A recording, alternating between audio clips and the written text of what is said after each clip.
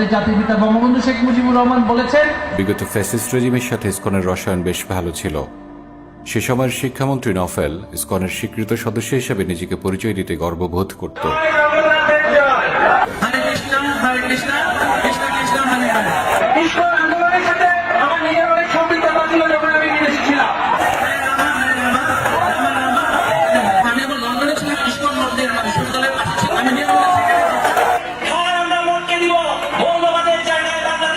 আওয়ামী রেজিমের সময় ইসকন সন্দেহাতীতভাবে তার সবচেয়ে সুখের সময় পার করেছিল। বিষয়টি এমন নয় যে ইসকন পূজা অর্চনা নিয়ে ব্যস্ত ছিল, বরং এই সময় তারা তাদের নিজেদের এক ভয়ঙ্কর লক্ষ্যের জন্য প্রস্তুত করছিল। তাদের এই লক্ষ্যের শেকড় ছিল কিন্তু প্রতিবেশীদের দেশে। তাদের সেই লক্ষ্য উদ্দেশ্যের প্রস্তুতির ব্যাপারে আমরা প্রায় 3 বছর আগে একটি ভিডিও করে দেখিয়েছিলাম। তাদের এই প্রস্তুতির ব্যাপারে আপনি জেনেছেন কি? দেখে নেওয়ার অনুরোধ রইল, লিংক ডেসক্রিপশন বক্সে দেওয়া আছে। জাতীয় পতাকা অবমাননার দায়ে চিন্ময় কৃষ্ণকে গ্রেফতার করা হলে ইসকনের সন্ত্রাসীরা দেশে সহিংসতা শুরু করে। এই হাঙ্গামা উত্তপ্ত হয়ে ওঠে প্রকাশ্যে দিনে দুপুরে একজন সরকারি আইনজীবীকে হত্যা করে ফেলার ঘটনায়। ইসকন এবং পাশের দেশের গেরুয়া সন্ত্রাসীদের পরিকল্পনা ছিল দেশে দাঙ্গা বেঁধিয়ে দেওয়া, কিন্তু আমাদের মুসলিম জনগোষ্ঠী তাদের ফাঁদে পা দেননি। আপাতত কিছু সময়ের জন্য হলেও দেশ ভয়ঙ্কর এক দাঙ্গা রক্তক্ষয়ী সংঘর্ষ থেকে বেঁচে গেল বটে, কিন্তু এখানেই কি শেষ? আমাদের এই বাংলাদেশ কি নিরাপদ? আমরা কি ইসকন থেকে নিরাপদ?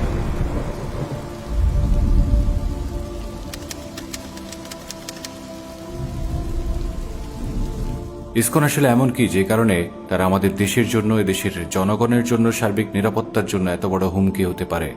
এসব নিয়েই আমাদের আজকের আলোচনা। তবে এর আগে সাবস্ক্রাইব করে নিলে ভালো হতো না? আমি না হয় কয়েক সেকেন্ড অপেক্ষা করছি।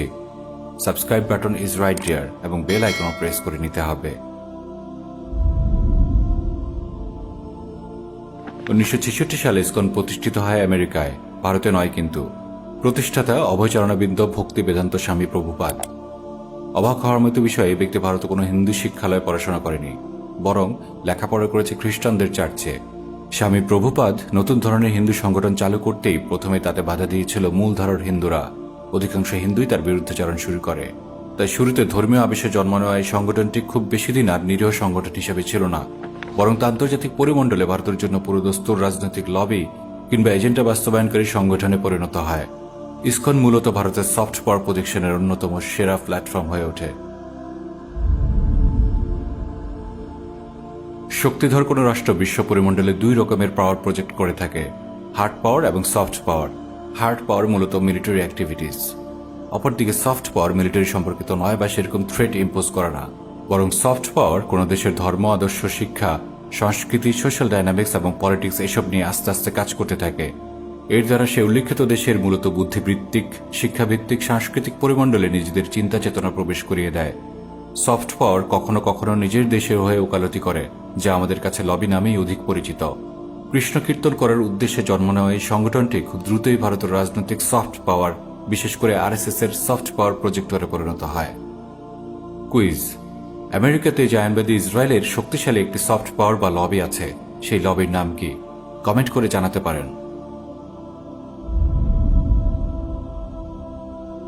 সারা দুনিয়ায় প্রায় 100টি দেশে ছড়িয়ে পড়া এই ইসকনের গ্লোবাল রেপুটেশন প্রশ্নবিদ্ধ।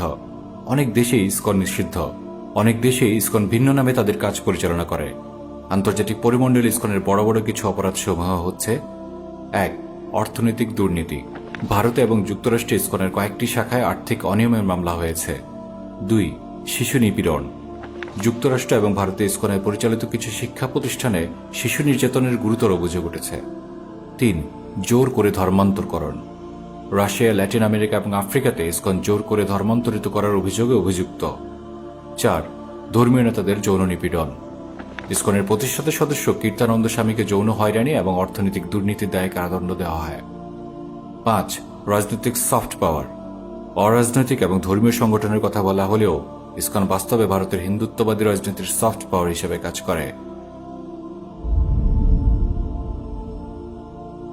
বাংলাদেশে ইসকনের অপরাধের ফিরিস্তি বেশ লম্বা, তবে তাদের অপরাধ সেভাবে তেমন পাওয়া যায় না। বিগত রেজিম এবং তার সিস্টেম ইসকনের বিভিন্ন অপরাধ সমূহ সযত্নে ঢেকে দিত। এই জন্য তাদের অপরাধের পাবলিক রেকর্ড তাদের মূল অপরাধের তুলনায় খুবই সামান্য। এর মধ্যে কিছু উল্লেখযোগ্য হচ্ছে: মন্দির দখল। 2021 সালে চট্টগ্রামে ইসকনের বিরুদ্ধে সনাতন ধর্মাবলম্বীদের সংগঠন প্রবর্তক সংঘের মন্দিরের ভূমি ব্যবহারের শর্ত ভঙ্গ করার অভিযোগ ওঠে। প্রবর্তক সংঘের নিরাপত্তা কর্মীদের উপরও হামলা করে ইসকনের সদস্যরা। এমনকি চুক্তি ভেঙে মন্দিরের জায়গার মালিকানা দাবি করে ইসকন। ইহা কি সাধুর কাজ নাকি সন্ত্রাসীর কাজ?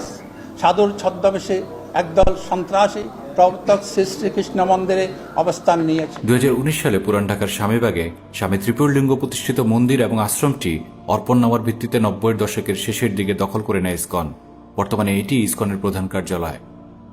2019 সালেই মালিকানাধীন ভূমিতে গোপনে দেবতার মূর্তি রেখে সেটাকে দেবোত্তর সম্পত্তি দাবি করে সিলেট ইসকন কর্তৃপক্ষের বিরুদ্ধে ভূমি দখল নেওয়ার পায়তারার অভিযোগ করেছিলেন তৎকালীন বিশ্বনাথ উপজেলা আওয়ামী লীগের মুক্তিযুদ্ধ বিষয়ক সম্পাদক শ্রী রঞ্জিত চন্দ্রধর।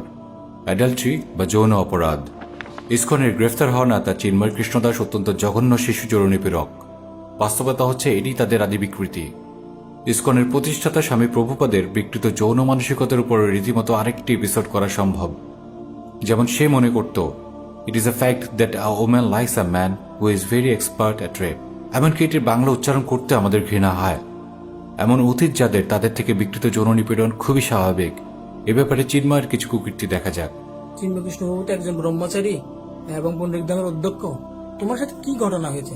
আমাকে মানে রুমের মধ্যে মেসেজ করতে নিয়ে যেত, নিয়ে গিয়ে মানে যে কাজ সমগামী যেটা বলে সেটা করে তো। যদি তোমাকে উপর থেকে বলা হয় যে এই শারীরিক সম্পর্কটা করলে ডিএনএ টেস্ট দিতে হয় যা প্রমাণস্বরূপ, তুমি কি ডিএনএ টেস্ট দিতে প্রস্তুত আছো?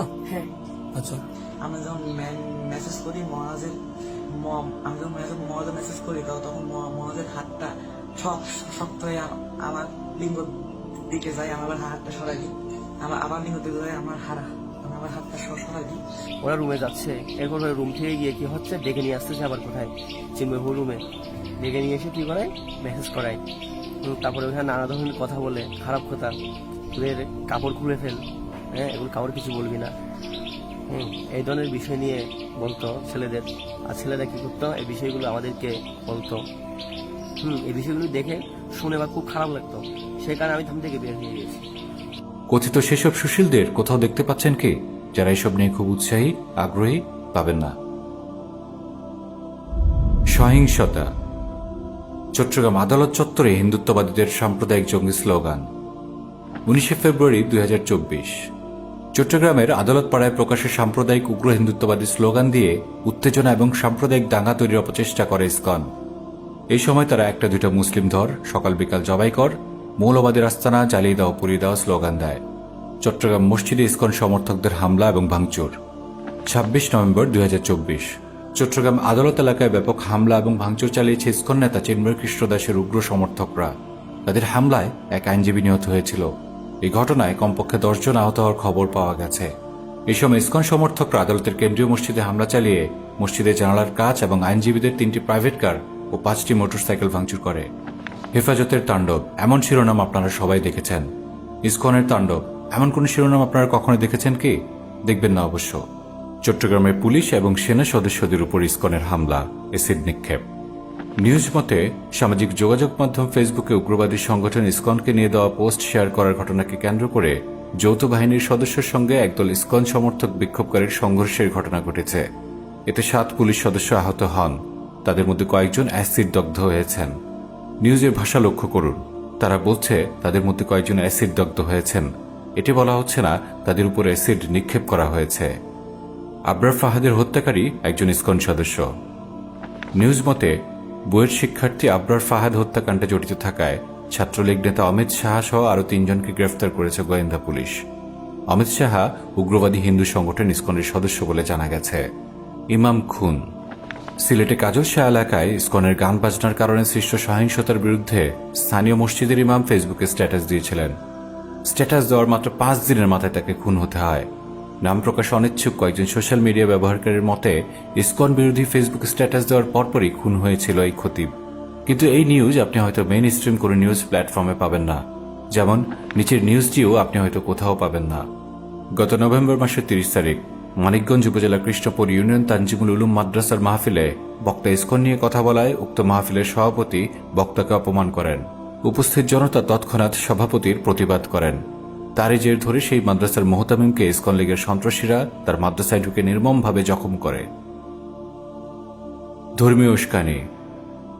2019 সালের 11 জুলাই চট্টগ্রামের বিভিন্ন স্কুলে ইসকন ছাত্রদের প্রাসাদ বিতরণ করে এবং উপস্থিত শিশুদের হরে কৃষ্ণ হরে রাম মন্ত্র পাঠ করায়। একবার ভেবে দেখুন তো, বাংলাদেশের কোন স্কুলে ছাত্রদের জিলাপি দিয়ে সূরা ফাতিহা পাঠ করতে বলা হলো, তাহলে মিডিয়ার অবস্থা কি হতো? তারাবির নামাজের সময় মসজিদে বাধা। 2014 সালে রাজধানীতে তারাবির নামাজে বাধা দেওয়াকে কেন্দ্র করে গ্যান্ডারিয়ার স্বামীবাগ ইসকন মন্দিরের রথযাত্রী এবং মসজিদের মুসল্লিদের মধ্যে সংঘর্ষ হয়। মন্দিরের হিন্দু ধর্মাবলম্বীদের ইটের আঘাতে 8 থেকে 10 জন মুসল্লি আশঙ্কাজনকভাবে আহত হয়। সেই সময়ে বিষয়টি সারা দেশে বেশ আলোচিত সংবাদ হলেও আজ সে ব্যাপারে আর কোনো নিউজ খুঁজে পাওয়া যাচ্ছে না। ফ্যাসিস্ট রেজিমের দালাল চিন্ময় কৃষ্ণ। 5 আগস্ট ফ্যাসিস্ট রেজিমের প্রধান পালিয়ে যাওয়ার পরে পুরো দেশ আস্তে আস্তে জানার সুযোগ পেয়ে যায় যে রেজিম প্রধান আসলে কত জঘন্য মানসিকতার ব্যক্তিত্ব ছিল। ক্ষমতার জন্য হাজার হাজার মানুষ হত্যার পরেও যখন আন্দোলন দমন করা যাচ্ছিল না, তখন সে চিৎকার করে আর্মি জেনারেলকে বলেছিল, পুলিশ তো পারছে, তোরা পারিস না কেন? নিজের ক্ষমতা টিকিয়ে রাখার জন্য হাসিনা আরো হাজার হাজার লাশ ফেলে দেওয়ার অনুমতি দিয়েছিল। এই ফ্যাসিস্ট রেজিমের পতনের পরে চিন্ময় কৃষ্ণ রয়ের হাতের ইশারায় রেজিমের হয়ে দালালি শুরু করে। আমাদের দেশের নিউজ মতে জুলাই বিপ্লবে ফ্যাসিস্ট শেখ হাসিনার পতনের পরে বাংলাদেশকে অস্থিতিশীল করে ফ্যাসিবাদী শাসন ফিরিয়ে আনার নীল নকশা আঁটে দিল্লি, যারা অন্যতম সেনাপতির দায়িত্ব পালন করেছিলেন এই ইসকন নেতা। সরকারি একটি গোয়েন্দা সংস্থা বলেছে, ভারতের উগ্র হিন্দুত্ববাদী সংগঠন আরএসএস এর পরিকল্পনায় ভারতপন্থী আরও কয়েকটি ছোটখাটো সংগঠনকে নিয়ে নতুন এই জোটের আত্মপ্রকাশ ঘটানো হয়, যা সমন্বয় করেছেন ভারতে পালিয়ে থাকা পতিত সরকারের সাবেক শিক্ষামন্ত্রী মহিবুল হাসান চৌধুরী নফেল। ফ্যাসিবাদের পতনের পর মূলত সাম্প্রদায়িক দাঙ্গা বাঁধানোই ছিল তাদের মূল উদ্দেশ্য। যেমনটি আমরা উপরেও বলে এসেছিলাম, এই ইসকন আসলে ভারতের হিন্দুত্ববাদী শক্তির সফট পাওয়ার। এখানে আমরা যা আলোচনা করতে সক্ষম হয়েছি তা ইসকনের প্রকৃত অপরাধের তুলনায় কিছুই না। বাস্তবতা তো এমন যে তাদের যে কোনো অপরাধ মিডিয়া সযত্নে ঢেকে দেয়। কেন ঢেকে দেয় সেটি আরেকটি মৌলিক প্রশ্ন। অতীতে তাদের এমন হাজার হাজার অপরাধ রেজিমের ইশারায় মিডিয়া ঢেকে দিয়েছিল, এখনো দিচ্ছে, সামনেও দিবে। এরপরেও আমরা আপনাদের কাছে প্রশ্ন রেখে যাচ্ছি, এই উগ্রবাদী সংগঠনকে বাংলাদেশের নিরাপত্তার জন্য আপনারা কেমন মনে করেন? এই উগ্র সাম্প্রদায়িক সংগঠনের ব্যাপারে বাংলাদেশের ভূমিকা কেমন হওয়া উচিত? এই ব্যাপারে আমাদের কমেন্ট করে জানাতে পারেন। যে কোনো ভিডিওর গঠনমূলক কমেন্টের সংখ্যা বেশি হলে ভিডিওটি ইউটিউব বেশি বেশি সাজেশনে দেখাতে থাকে। এজন্য আমরা আপনাদের অনুরোধ করছি, আমাদের ভিডিওগুলোতে আপনারা কমেন্ট করবেন, আপনাদের মতামত জানাবেন। আলোচনা এখানেই শেষ নয়, খুব শীঘ্রই আমরা পরের পর্ব নিয়ে ফিরে আসছি ইনশাআল্লাহ। সাবস্ক্রাইব করে নিন এবং বেল আইকন প্রেস করে নিন নোটিফিকেশন পাওয়ার জন্য।